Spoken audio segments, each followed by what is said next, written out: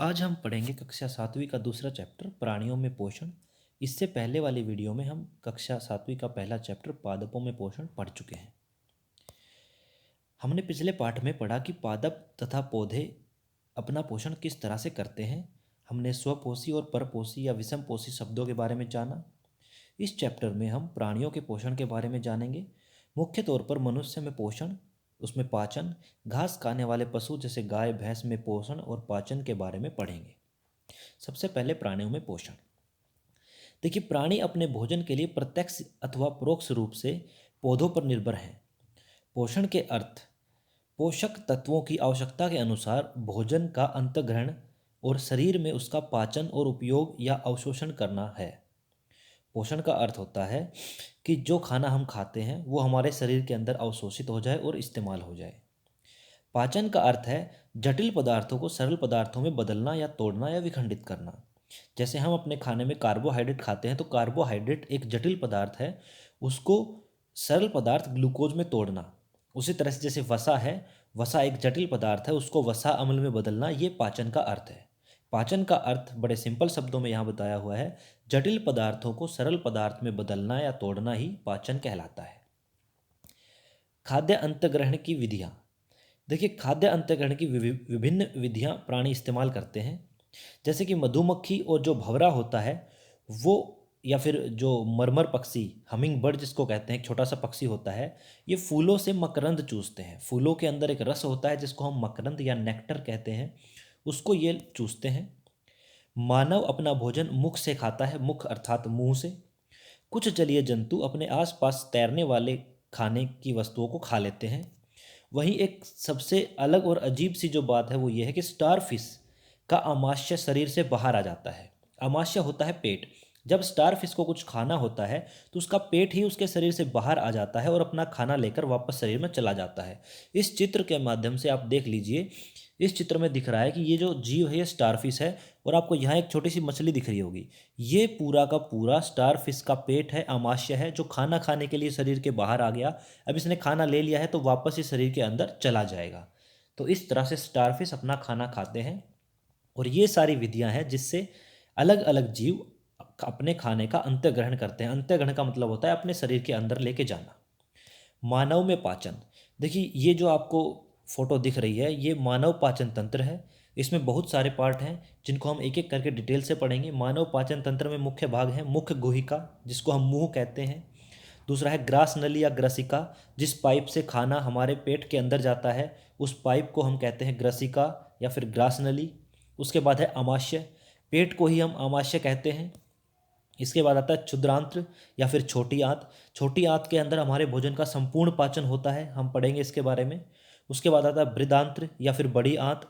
इसके अंदर भी कुछ बचा हुआ खाना जो है वो पाचित हो जाता है। और लास्ट है मलद्वार अथवा गुदा। चलिए एक एक करके इनको समझते हैं। सबसे पहले है मुख गुहिका। मुख गुहिका का अर्थ होता है मुंह, इसको मुख गुहा भी कहा जाता है। मुख गुहिका मुंह को कहते हैं, इसमें दांत होते हैं। देखिए, मुंह के अंदर आप जानते हैं क्या क्या होते हैं, दांत और जीभ होते हैं। दांतों का काम होता है कि भोजन के छोटे छोटे हिस्से करके उसको काट देना, तोड़ देना। उसके बाद जीभ जो होती है वो हमारे खाने में, हमारे जो पाचन की प्रक्रिया है उसके अंदर दो रोल निभाती है। सबसे पहले वह लार को खाने के साथ अच्छे से मिला देती है, और दूसरा हमें खाने का स्वाद बताती है। देखिए, हमारे मुंह के अंदर एक ग्रंथि होती है जिसको हम लाला ग्रंथि कहते हैं, उससे लार निकलती है। लार का एक दूसरा नाम है लाला रस। ठीक है। इस लाला रस का जो काम है या फिर लार का काम है वो ये है कि ये मंड को शर्करा में बदल देती है। ये मंड शब्द जो है ये आपने छठी क्लास में पढ़ा होगा। हमने मंड का जो परीक्षण है वो सीखा था। आयोडीन डाल के किसी वस्तु के ऊपर जब आयोडीन डाल देते थे, अगर उसका रंग बैंगनी हो जाता था तो उसके अंदर मंड उपस्थित था। ठीक है। ये मंड आपने वहाँ पे सुना होगा। तो लार का मुख्य काम है मंड को शर्करा में बदल देना। यहाँ पर हम एक टेस्ट करेंगे कि लार से मंड जो है वो शर्करा में बदलती है या नहीं बदलती। देखिए, हमारे पास दो परख नली है।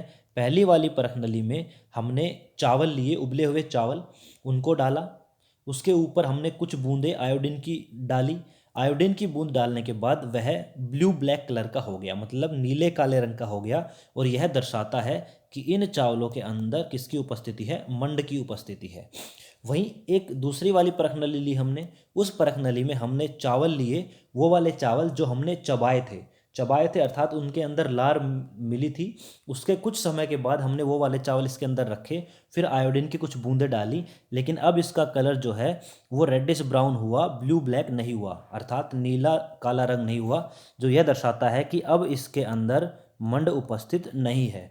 यहीं से हमें पता चलता है कि जो लार है वो मंड से शर्करा बना देती है। ठीक है, उसका पाचन यहीं से शुरू हो जाता है। कई बार पेपर में क्वेश्चन ये आ जाता है कि भोजन का पाचन शुरू कहाँ से होता है, तो भोजन का पाचन मुख गुहिका या मुंह से ही स्टार्ट हो जाता है, जिसके अंदर लार अपना रोल निभाती है मंड को शर्करा में बदल के। इसके बाद आते हैं दांत। मुंह के अंदर दांत होते हैं। हमारे एक वयस्क मनुष्य के अंदर 32 दांत होते हैं। उन 32 दांतों में भी अलग अलग प्रकार के दांत होते हैं, जैसा कि आपको चित्र में दिख रहा है। 4 प्रकार के दांत हमारे अंदर होते हैं। सबसे पहले जो दांत है वो है चवर्णक। चवर्णक जो दांत होते हैं उनकी संख्या 12 होती है, अर्थात ये 6 दांत नीचे और 6 ऊपर होते हैं। ये वाले जो दांत हैं, 3 इधर और 3 इधर, ये 6 दांत हैं चवर्णक, और ऐसे ही 6 दांत ऊपर होते हैं। उसके बाद है हमारे पास अग्र चवर्णक। अग्र चवर्णक मतलब चवर्णक के आगे वाले, जो इनकी संख्या 8 होती है। ये 2 दांत इधर और ये 2 दांत इधर, ये होते हैं आपके अग्र चवर्णक। इसके बाद आता है तीसरा रदनक। रदनक दांतों की संख्या 4 होती है। ये दांत हमारे पास ये वाले हैं, इससे आगे वाले, एक ये दांत इधर और ये इधर, 2 दांत नीचे और 2 दांत ऊपर, ये होते हैं रदनक। और चौथे प्रकार के दांत होते हैं कृतंक। कृतंक दांतों की संख्या 8 होती है। जो हमारे मुंह में सामने के जो दांत होते हैं, 4 नीचे और 4 ऊपर, ये कृतंक होते हैं। इन दांतों का सभी का अलग अलग काम होता है। जैसे जो चवर्णक है वो चबाने का काम करते हैं, रदनक जो है वो फाड़ने का काम करते हैं। ये रदनक जो दांत हैं, ये जो मांसाहारी जीव होते हैं उनके अंदर काम आते हैं, उनके मांस को फाड़ने के लिए। ठीक है, इसी तरह से सभी दांतों का अलग अलग काम है। इसके बाद हम देखते हैं दंत क्षय, अर्थात दांतों में कैविटी होना। देखिए, दांतों के ऊपर जो सफ़ेद रंग की परत होती है वो सबसे कठोर पदार्थ होता है, जिसको हम इनेमल कहते हैं। असल में होता क्या है, जब हम खाना खाते हैं और उसके बाद ब्रश वगैरह या मुंह अच्छे से कुल्ला करके साफ़ नहीं करते, तो कुछ खाना हमारे मुंह में रह जाता है, और हमारे मुंह में कुछ ऐसे बैक्टीरिया होते हैं जो उस खाने से एसिड बना देते हैं, और एसिड जो है वो हमारे दांत में जो इनेमल है, जो सबसे स्ट्रॉन्ग पदार्थ है, उसको धीरे धीरे क्षारित कर देता है, खराब कर देता है, और उसके बाद वहाँ पर धीरे धीरे छेद हो जाता है, और जिसको हम कैविटी कहते हैं। उस कैविटी के अंदर मवाद आदि आ जाते हैं। इसको हम दंत क्षय अर्थात कैविटी कहते हैं। तो दंत क्षय या कैविटी से बचने के लिए हमें हमेशा एक क्षारीय जो टूथपेस्ट होता है उसका इस्तेमाल करना चाहिए, और हमेशा खाना खाने के बाद ब्रश जरूर करनी चाहिए, खासकर रात के समय, क्योंकि रात के समय बैक्टीरिया को पूरा टाइम मिल जाता है खाने को एसिड में बदलने का। इसलिए हमें रात के समय सोने से पहले जरूर ब्रश करनी चाहिए। ये था दंत क्षय। इसके बाद आता है जीभ। जीभ एक मांसल हिस्सा है, अर्थात वो मांस से बना हुआ है। इसकी मदद से हम खाने का स्वाद पता करते हैं, और जीभ के जो अलग अलग हिस्से होते हैं उनसे अलग अलग स्वाद पता चलता है। जैसे कि इस चित्र में बताया गया है कि जीभ का जो ये वाला हिस्सा है, इसके अंदर हमें मीठी जो स्वाद है, मीठा स्वाद, वो पता करते हैं। जो किनारे किनारे वाला हिस्सा है, इससे नमकीन स्वाद का पता चलता है। जो साइड में ये वाला हिस्सा है, दोनों साइड में, इससे हम खट्टे जो स्वाद हैं उसको पता कर सकते हैं। और सबसे अंदर वाला जो हिस्सा है, इससे हम कड़वे जो टेस्ट होते हैं, जो कड़वा स्वाद होता है, उसको पता करते हैं। तो जीभ के अलग अलग हिस्सों में अलग अलग टेस्ट पता करते हैं। सबसे इस वाले हिस्से में मीठी चीज़ें, ये नमकीन का है, यहाँ और यहाँ पे खट्टे पदार्थ, और सबसे लास्ट में जो है वो कड़वे पदार्थों का हमें पता चलता है। जीभ के मुख्य 2 ही काम है, स्वाद पता करना और खाने को लार के साथ मिक्स करना। इसके बाद आता है ग्रास नली या ग्रसिका। ग्रास नली या ग्रसिका में खाना मुख गुहा से आगे आमाशय तक जाता है। जो खाना हम मुंह से खाते हैं वो एक पाइप से होते हुए हमारे पेट अर्थात आमाशय में जाता है। उस पाइप को हम ग्रास नली कहते हैं। और ग्रास नली में जिस तरह से खाना जाता है उस विधि का नाम है कर्माकुंचक गति। कर्माकुंचक गति का अर्थ है, जैसा कि आपको इस चित्र में दिख रहा है, कि जैसे ही खाना आता है तो ग्रास नली एक जगह से थोड़ा सा दब जाती है और दूसरी जगह थोड़ा सा फैल जाती है, और इस तरह से ये दबना फैलना दबना फैलना दबना फैलना चलता रहता है, और खाना जो है वो आगे बढ़ता रहता है। ये एक बार देखो, एक जगह से दब रही है, एक जगह से खुल रही है। इसको हम कहते हैं कर्मकुंचक गति। कर्मकुंचक गति से ही खाना जो है ग्रास नली में आगे बढ़ता है। इसके बाद आता है हमारा अमाशय। अमाशय पेट को कहते हैं। यह एक जे आकृति का अंग है जो आपको अभी पिक्चर में दिख रहा है। अमाशय को आम भाषा में हम पेट भी कहते हैं। यह जे आकार का होता है। इसका एक सिरा मतलब इसका जो ऊपर वाला सिरा है, ये वाला सिरा, ये तो ग्रसिका से जुड़ा हुआ होता है जहाँ से खाना आता है, और इसका जो दूसरा सिरा है नीचे की ओर आने वाला सिरा, ये क्षुद्रांत या फिर छोटी आंत से जुड़ा होता है। हमारे पेट के अंदर हाइड्रोक्लोरिक अम्ल होता है, जठर रस होते हैं और श्लेष्मा होता है। इन तीनों का एक एक करके काम बता देता हूँ। हाइड्रोक्लोरिक जो अम्ल है, इसका मुख्य काम होता है हमारे पेट के अंदर हम खाने के साथ अगर कुछ जीवाणु, कुछ बैक्टीरिया, कुछ हानिकारक चीज़ें खा ले तो उनको ये नष्ट कर देता है। जठर रस जो है वो प्रोटीन के पाचन में मदद करता है, और श्लेष्मा हमारे पेट की अंदर की जो दीवार है उसको हाइड्रोक्लोरिक अम्ल से बचाने का काम करता है। ये इन तीनों का काम है। जठर रस प्रोटीन का पाचन करता है, ये मैंने आपको बता दिया। इसके बाद है क्षुद्रांत्र या फिर छोटी आंत। इस चित्र में जो ये अंदर की ओर दिख रही है आपको, ये जो हिस्सा है जिसके अंदर बहुत सारी गुलझटे उलझन सी हो रही है, इसको हम छोटी आंत कहते हैं। असल में छोटी आंत लंबी होती है, इसकी लंबाई लगभग 7.5 मीटर होती है, परंतु ये इसका जो डायमीटर है वो कम होता है, इसलिए इसका नाम छोटी आंत है। वहीं जो बड़ी आंत है उसके बारे में आगे बताएंगे। देखिए, छोटी आंत की लंबाई 7.5 मीटर होती है। इसमें भोजन का पूर्ण पाचन होता है। कई बार अगर पेपर में पूछ ले आपसे कि भोजन का पूर्ण पाचन कहाँ होता है, तो उसका आंसर आएगा छोटी आंत में।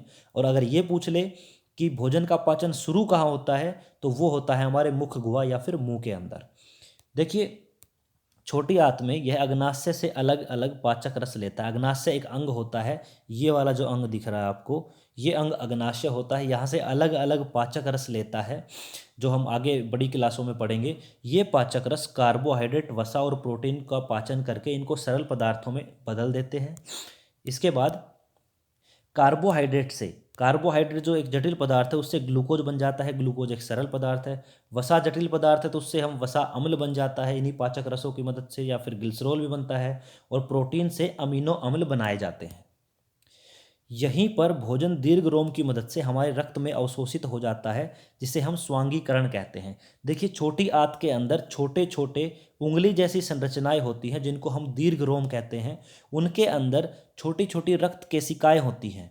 रक्त की छोटी छोटी केशिकाएं होती है, जहाँ पर जो हमने भोजन पचाया है वो रक्त के अंदर अवशोषित अर्थात रक्त के अंदर चला जाता है। इस प्रक्रिया को हम स्वांगीकरण कहते हैं। इसके अगले वाले स्लाइड में ये देखिए, ये दीर्घ रोम है। छोटी छोटी उंगली जैसी संरचनाएं होती है जिनके अंदर बहुत सारा रक्त रहता है और रक्त की केशिकाएं होती हैं। यहाँ पर सारा का सारा भोजन जो पचा हुआ है वो रक्त में चला जाएगा, और वो रक्त उस भोजन को पूरे शरीर में पहुँचा देता है। ये दीर्घ रोम है। इसके बाद आता है बृहदांत्र या बड़ी आंत। इस चित्र में जो बाहरी आपको आंत दिख रही है, ये वाली छोटी आंत तो आपको दिखा दी थी। ये वाली जो आंत है, ये जो मैं अभी मार्क कर रहा हूँ, ये पूरी की पूरी बड़ी आंत कहलाती है।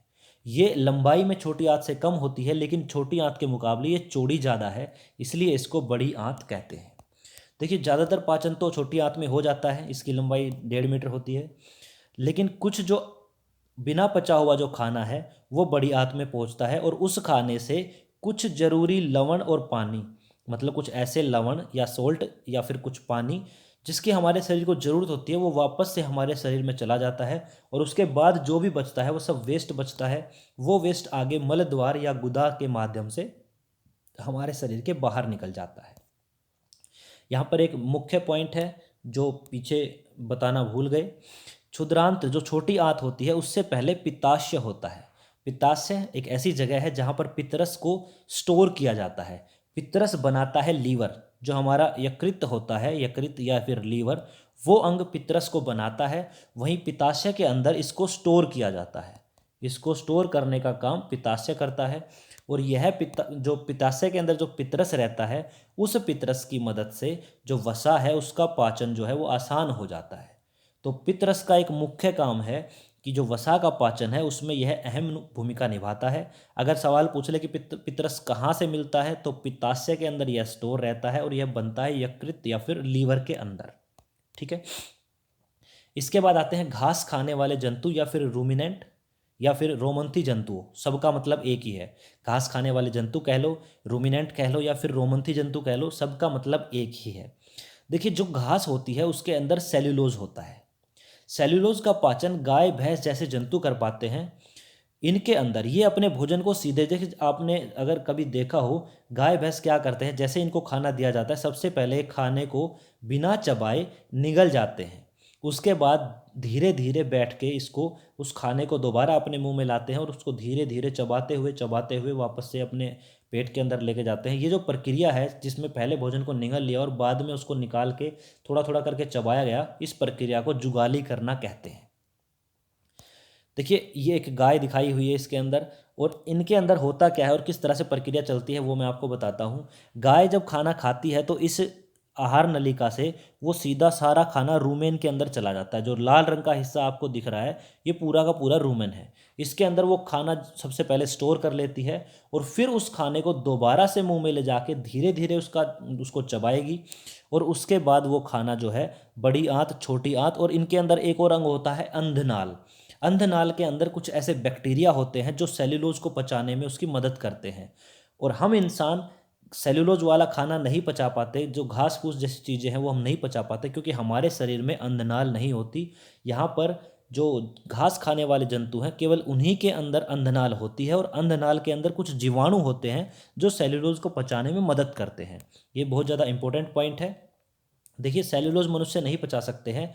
जानवरों में क्षुद्रांत्र और बृहदांत्र के बीच, मतलब छोटी आंत और बड़ी आंत के बीच एक अंधनाल होती है जिसमें सेल्यूलोज को पचाने वाले जीवाणु होते हैं। जैसा अभी आपको बताया, यह अंधनाल मनुष्य में नहीं होती, इसलिए मनुष्य सेल्यूलोज को नहीं पचा सकते हैं। इसलिए हम लोग घास फूस खाएंगे तो उसको पचा नहीं सकते हैं हम लोग।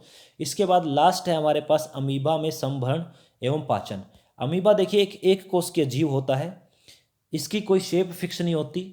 जैसे ही यह खाना, कोई खाने की चीज़ इसके पास आती है, यहाँ पर जो लाल रंग की चीज़ दिखाई हुई है ये खाने की चीज़ है। जैसे ही इसके पास कोई खाने की चीज़ आती है तो यह अपनी शेप बदल के कुछ ऐसी कर लेता है, और ऐसा लगता है कि इसके नकली पैर या फिर नकली हाथ निकल आए हों, और फिर धीरे धीरे वो हाथ या पैर उसको, उस खाने की वस्तु को चारों ओर से घेर लेते हैं। तो यहाँ पर जो ये नकली पैर निकल के आते हैं उनको हम कूटपाद या फिर पादाब या कृत्रिम पैर कहते हैं। वहीं जो लास्ट में जब इसने पूरे खाने को घेर लिया है उस टाइम पे जो एक जगह बनी हुई है, ये वाली जगह जो मैंने मार्क कर रहा हूँ यहाँ पर, ये वाली जगह देखिए, ये वाली जगह जो मैं मार्क कर रहा हूँ इसको हम कहते हैं खाद्य धानी या खाद्य रिक्तिका। इसके बाद खाना इसके शरीर में गया, इसमें से खाने में से इसने जो पोषक तत्व लेने हैं वो पोषक तत्व ये ले लेगा। उसके बाद उस वेस्ट को, जो वेस्ट पदार्थ बचेगा उसमें से, उसको भी सेम इसी प्रक्रिया द्वारा जो कृत्रिम पैर या पादाब है वो बना के वो शरीर से बाहर निकाल देगा। इस तरह से अमीबा के अंदर खाना जो है वो पचता है और खाना वो अपना खाता है। इस प्रक्रिया को एंडोसाइटोसिस या फिर फेगोसाइटोसिस नाम से जाना जाता है। ये भी कई बार पेपर में पूछ लिया जाता है कि अमीबा अपना पाचन या पोषण किस विधि से करता है, तो इस विधि का नाम है एंडोसाइटोसिस या फिर फेगोसाइटोसिस। दोनों का मतलब एक ही है। ठीक है, यहाँ पर ये हमारा चैप्टर ख़त्म होता है। अगर आपको ये वीडियो अच्छी लगी हो, आपको कुछ समझ आया हो, तो चैनल को सब्सक्राइब करें। सभी का बहुत बहुत धन्यवाद।